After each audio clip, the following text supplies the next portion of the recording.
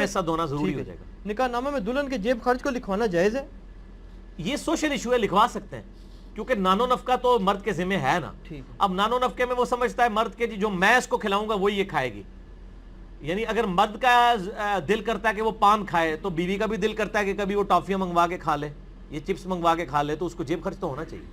اچھا ہاں جی, ہونا چاہیے. یہ آپ نے یہ کور بھی کر لیا کہ نان نفقہ ہے کیا؟ ہاں, نانو نفقہ میں کھانا پینا, رہائش اور لباس شامل. کھانا پینا میں بھی یہ نہیں ہے کہ خالی 2 روٹیاں ہی دینی ہے, مطلب باقی چیزیں بھی کور نہیں ظاہر ہے جی. ٹھیک ہے.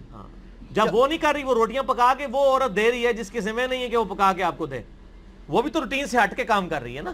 نہیں, یہ چیز آپ کا موقف ہے کہ اس کے ذمہ نہیں ہے؟ نہیں, اس کے ذمہ نہیں ہے. نانو نفقہ کس کے ذمہ ہے؟ مرد کے. تو مرد کے اگر یہ اس میں ڈویژن ہوتی کہ جی ذمہ یہ ہے کہ لا کے گندم کی بوری پھینک دے گا اور وہ چکی چلاتی رہے گی, تو بتائیں کس حدیث میں موجود ہے؟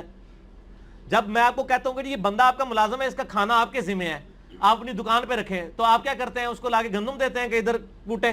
کیا کرتے ہیں آپ؟ ایک ہوٹل سے کھانا لگواتے ہیں اس کا, یہی کرتے ہیں نا. عرف عام میں یہی سمجھا جاتا ہے نا. تو بیوی کا بھی یہی ہے.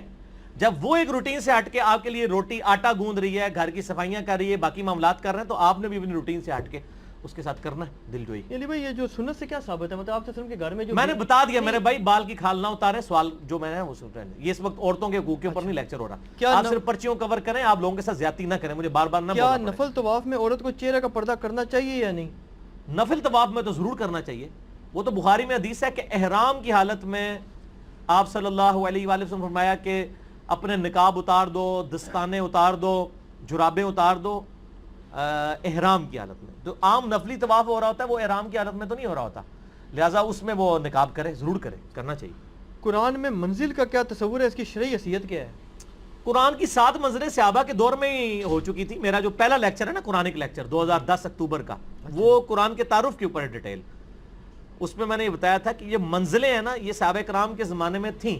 اچھا. اور آپ دیکھیں سورۃ الفاتحہ کو آپ قرآن کا دباچہ مان لیں نا, تو پہلی منزل میں 3 سورتیں ہیں, دوسری میں 5 ہیں, تیسری میں 7 ہیں, چوتھی میں 9 ہیں, اور اس طریقے سے 5ویں میں 11 ہیں, چھٹی میں 13 ہیں, اور 7ویں میں 65 ہیں. وہ بھی 13 کا ملٹیپل ہے, 13 ملٹیپلائڈ بائی 5.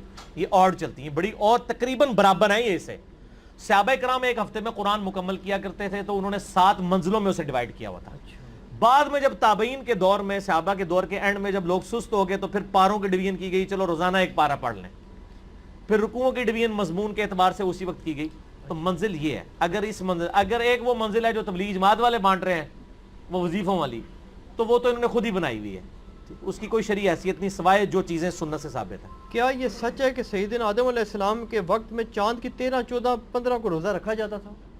ایسی تو کوئی بات نہیں ملتی. بہرحال یہ حدیث ہے, بخاری اور مسلم میں حدیث ہے, نبی صلی اللہ علیہ وآلہ وسلم نے فرمایا جو مہینے میں 3 روزے رکھے وہ ایسا ہی ہے جیسا کہ اس نے ہمیشہ کے روزے رکھے. وہ ابو داؤد ترمذی نسائی میں آتا ہے کہ نبی علیہ السلام ایام 20 کے 3 روزے رکھتے تھے, 13, 14 اور 15 چاند کی. اس سے آسان وظیفہ ہم نے مسلم, ابو داؤد, ترمذی, نسائی, ابن ماجہ 5 کتابوں سے بتایا کہ شوال کے 6 روزے رکھ لیں, ہمیشہ کے روزے ہیں. وہاں آپ کو ہر مہینے 3 رکھ کے ہمیشہ کے روزے ہیں, یہاں شوال کے 6 روزے رکھ کے. تو وہ 6 روزے آپ صلی اللہ علیہ وآلہ وسلم سنن نسائی میں, یہاں تک کہ آپ سفر و حضر میں بھی نہیں اس کو چھوڑتے تھے, یہ روزے آپ رکھا کرتے تھے. وہ یہاں میں 20 کے روزے. اگلا سوال آگے جی, سیدہ فاطمہ. اچھا 20 اس لیے کہتے ہیں کہ چاند گول ہوتا ہے اس میں, یہ 20 یا بیضا کا لفظ اردو میں بھی الپٹیکل چیز گول کے لیے بولا جاتا ہے. سیدہ فاطمہ زہرا سلام اللہ علیہ کا جنازہ کس نے پڑھایا تھا؟ ریفرنس کے ساتھ بتائیں. ریفرنس تو بخاری میں اتنا ہی ملتا ہے, جب مولا علی ناراض ہو گئے سیدنا ابوبکر سے 6 مہینے تک, اس دوران آتا ہے کہ حضرت فاطمہ فوت ہوئیں اور انہوں نے حضرت ابوبکر کو نہیں بتایا اور سیدہ فاطمہ کو جنازہ پڑھ کے راتوں رات دفنا دیا. تو اس سے تو یہی لگتا ہے کہ حضرت علی نے خود ہی جنازہ پڑھایا ہوگا یقیناً, غسل بھی خود دیا تو جنازہ بھی خود ہی پڑھایا ہوگا. بعد میں ظاہر رضامندی ہو گئی تھی.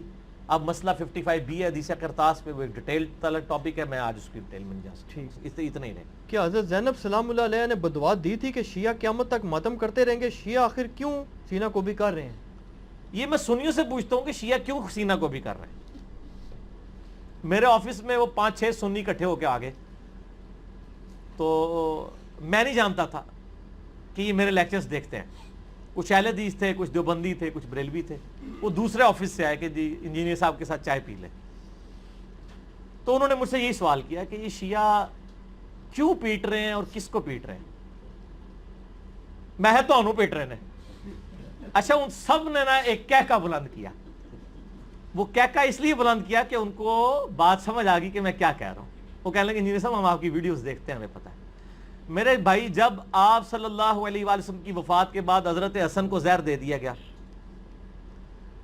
سیدنا حسین کو ان کے گھر والوں سمیت شہید کر دیا گیا, مولا علی تینوں خلفاء کے ساتھ وزیر کی حیثیت سے رہے, جب حضرت علی کی باری آئی تو لوگ تلواریں اٹھا کے ان کے اوپر چڑھ دوڑے.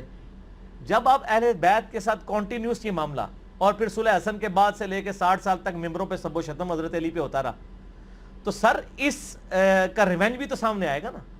ہر عمل کا ایک رد عمل ہوتا ہے. تو یہ کہنا جی وہ یزید پیٹا تھا, اس نے کالے کپڑے پہن لیے تھے, یہ تو انہوں نے آل امیہ کی بدماشیوں کو چھپانے کے لیے یہ چیزیں گھڑی ہیں. شیعہ جو پیٹ رہے ہیں ہمارے نزدیک تو ماتم کرنا حرام ہے. میرا تو کلپ ہے ماتم کے اوپر, میں نے تقریباً 1 ملین کے قریب لوگ دیکھ چکے ہیں ماتم کے حق میں 3 دلائل اور ان کا جواب. لیکن اس کی ریالٹی کو بھی دیکھیں. جس طرح آج آپ دیکھ رہے ہیں سیاسی لیڈروں کے گھروں کے باہر بھی تو لوگ ماتم کر رہے ہیں, ان کو سیدہ زینب نے بدوا دی ہوئی ہے. وہ پیٹ رہے ہیں کہ ہم پوری زندگی آپ کی پارٹی کے ساتھ اٹیچ رہے ہیں, اب لوٹے آگے آپ نے ٹکٹ لوٹوں کو دے دیا ہے, تو وہ ہم کہیں گے نا ان لیڈروں کو ہی پیٹ رہے ہیں. ٹھیک ہے نا. تو یہ شیعہ بھی جناب تہنوں پیٹ رہے ہیں کہ تسی جناب اہل بیت نے جو کچھ کیتا ہے. ٹھیک ہوگا جی, بس اس کو اسی پہ رہنے دیں. باقی میرا واقعہ کربلا والا ریسرچ پیپر آپ پڑھ. جامع ترمذی میں حدیث کو بعض اوقات حسن صحیح غریب لکھا ہوتا ہے.